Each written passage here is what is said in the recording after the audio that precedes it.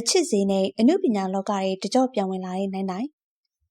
ပရိသတ်တွေအားလုံးပဲမင်္ဂလာပါရှင်နိုင်နိုင်ဟာဆိုရင်တော့အနုပညာလောကထဲမှာလည်းနာမည်ကြီးမင်းသားတစ်လက်ဖြစ်ပါတယ်မင်းသားနိုင်နိုင်ဟာဆိုရင်တော့အရင်ကဆိုင်းပြီးရင်လူကြိုက်အများဆုံးမင်းသားတစ်လက်ဖြစ်ပါတယ်အခုချိန်ထိလည်းအရွယ်မကျဘဲနဲ့အမြဲတမ်းနှုတ်ပြနေသူတစ်ယောက်ဖြစ်ပါတယ်ဗီဒီယိုခစ်တုန်းကလည်းနိုင်နိုင်ရဲ့ကားတွေကိုအလူရက်နဲ့အခွေငှားဆိုင်တွေကနေတွားရောက်ငှားခဲ့ရတာဖြစ်ပါတယ်နိုင်နိုင်ရဲ့တရုပ်ဆောင်မှုတွေဟာဆိုရင်လည်းကြီးမိသူတိုင်းကိုဇလန်းမှာစီးမျောစေတာဖြစ်ပါတယ်။ဒါပေမဲ့လည်းနိုင်နိုင်တယောက်အနုပညာလောကတွေကနေပျောက်ကွယ်သွားတာဟာအချိန်အတော်ကြာခဲ့ပြီပဲဖြစ်ပါတယ်။အနုပညာအလုပ်တွေကိုမလုပ်ကင်ခဲ့ပေမဲ့လည်းသူဟာအခုချိန်ထိနာမည်ကြီးနေတော့ဖြစ်ပြီးပရိသတ်တွေကလည်းသူ့ကိုအခုချိန်ထိအတိမတ်ပြုနေတော့မယ်ဖြစ်ပါတယ်။နိုင်နိုင်ဟာဆိုရင်တော့ရုပ်ရှင်ရိုက်ကူးတာကိုရှက်နာပြီးတော့နိုင်ငံခြားမှာမိသားစုကိုအချိန်ပေးပြီးတခြားအလုပ်တွေကိုသွားလုပ်ရှင်နေလာခဲ့တာဖြစ်ပါတယ်။မိသားစုနဲ့ပျော်ရွှင်စွာနေလာတဲ့နိုင်နိုင်ကိုလည်းပရိသတ်တွေကရုပ်ရှင်တွေပြန်ရိုက်ဖို့အတွက်တောင်းဆိုကြတာဖြစ်ပါတယ်။အဲဒီလိုတောင်းဆိုမှုတွေကိုလည်းနိုင်နိုင်က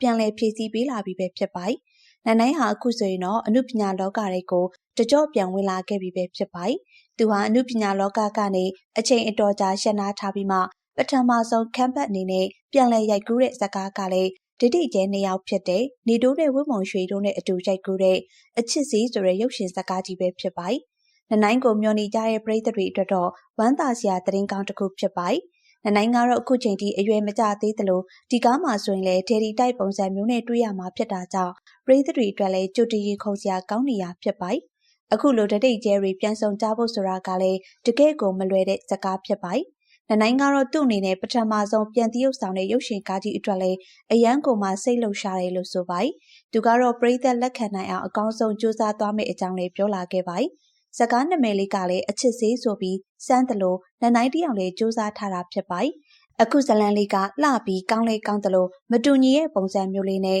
ပရိသတ်တွေကတွေ့ရမှာဖြစ်ပါတယ်။နိုင်နိုင်ဟိုင်ဆိုရင်တော့အခုတလုံးမှာအတော်လေးနဲ့နာမည်ကြီးလာနေပြီပဲဖြစ်ပါတယ်။အနုပညာလောကတွေတကြော့ပြန်ဝင်လာတဲ့အခါမှာလည်းအဖွင့်ကောင်းနေရဖြစ်ပါတယ်။နိုင်နိုင်ကတော့အနုပညာလောကတွေမှာရက်တည်လာတာဆိုရင်လည်းဆယ်စုနှစ်များစွာကြာနေပြီပဲဖြစ်ပါတယ်။အနုပညာလောကတွေကနေခိတ္တနာသွားတဲ့အထိလဲသူ့ကိုအားပေးရဲ့ပရိသတ်တွေကတော့အမြဲတမ်းလိုရှိနေခဲ့တာဖြစ်ပါတယ်။နိုင်နိုင်ဟာလေအခုဇာတ်ကားနဲ့အောင်မြင်မှုတွေကိုသိမ့်ပိုက်အောင်မှာပဲဖြစ်ပါတယ်။ဒိဋ္ဌိကျဲနှစ်ယောက်ဖြစ်တဲ့နေတိုးနဲ့ဝင်းမုံရွှေတို့လည်းပါဝင်နေရကြောင်းဇာတ်ကားကတော့တရုပ်ဆောင်တွေနဲ့တင်ရှယ်မိုက်နေပြီပဲဖြစ်ပါတယ်။ပရိသတ်တွေကလည်းအများကြီးမျှော်လင့်ထားကြသလိုနိုင်နိုင်အနေနဲ့လည်းသူ့အတွက်တာဝန်တွေအရန်ကြီးရကြောင်းအရန်ကိုစူးစမ်းအားထုတ်သွားမယ်လို့လည်းပြောလာခဲ့ပါတယ်။နိုင်နိုင်ကတော့အနုပညာလောကတွေကိုတကြော့ပြန်ဝင်လာတဲ့အချိန်မှာပဲပရိသတ်တွေရဲ့စိတ်ဝင်စားမှုကိုထပ်မံသိမ်းပိုက်လိုက်တာပဲဖြစ်ပါတယ်။ပရိသတ်တွေလည်းနိုင်နိုင်ကိုသဘောကျလားဆိုတာပြောပြသွားခဲ့ပါအောင်ရှင်။